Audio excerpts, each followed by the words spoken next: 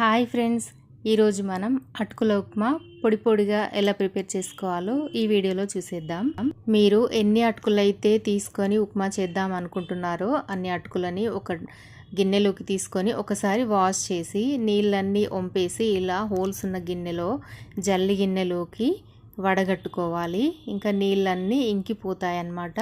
ముందు ఇంకా నీళ్ళల్లో అస్సలు నానబెట్టొద్దండి. ఒకసారి కడిగి ఇలా జల్లి గిన్నెలోకి తీసుకోవాలి నీళ్ళన్నీ వంపేసి. అంతేనండి. నెక్స్ట్ ప్రాసెస్ వచ్చేసి ఇంకా స్టవ్ పైన కళాయి పెట్టుకొని చక్కగా ఆయిల్ వేసుకోవాలి.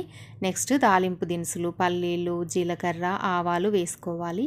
వేసి కొద్దిగా వేగిన తర్వాత సన్నగా పొడవుగా కట్ చేసి పెట్టుకున్న పచ్చిమిర్చి అలాగే ఉల్లిపాయ ముక్కలు కూడా వేసుకోవాలి. కొద్దిగా కరివేపాకు కూడా వేసుకొని మంచిగా ఇలా ఫ్రై చేసుకోవాలి.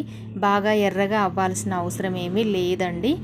నెక్స్ట్ ఇందులోకి కొద్దిగా పసుపు వేసుకోవాలి. తర్వాత కొంచెమే అల్లం వెల్లుల్లి పేస్ట్ వేసుకోవాలి. అల్లం వెల్లుల్లి పేస్ట్ అనేది ఓన్లీ ఆప్షనల్ మాత్రమే. ఫ్లేవర్ అయితే బాగుంటుంది వేసుకుంటే. సో ఇలా వేగిన తర్వాత తగినంత ఉప్పు అలాగే ఒక నిమ్మకాయ రసం వేసుకొని ఒక్కసారంతా బాగా కలుపుకోవాలి. నూనెలో నిమ్మరసం వేస్తే చేదవుతుంది అంటారు, కానీ అసలు అలా ఏమీ ఉండదండి. మంచిగా కలుపుకొని మనం కడిగి పెట్టుకున్న ఈ అటుకులని వేసి చక్కగా అంతా ఉప్పు కారం పట్టేలాగా ఒకసారి అంతా బాగా కలుపుకోవాలి. ఇంతేనండి, చాలా సింపుల్గా మనకి అటుకుల ఉప్మా రెడీ అయిపోయింది.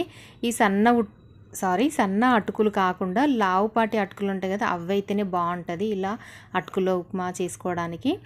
నెక్స్ట్ మా పిల్లలైతే పుట్నాల పొడి వేస్తే తినరు. నాకేమో పుట్నాల పొడి లాస్ట్లో కొంచెం వేస్తే బాగుంటుంది అనేసి ఇంకా నా వరకు అయితే ఇలా పుట్నాలు కొంచెం దంచి చక్కగా కొద్దిగా వేసుకొని అయితే మళ్ళీ వేడి చేసి ఒకసారి అంతా కలిపేసుకొని అయితే తిన్నాను. మీకు నచ్చితేనే వేసుకోండి.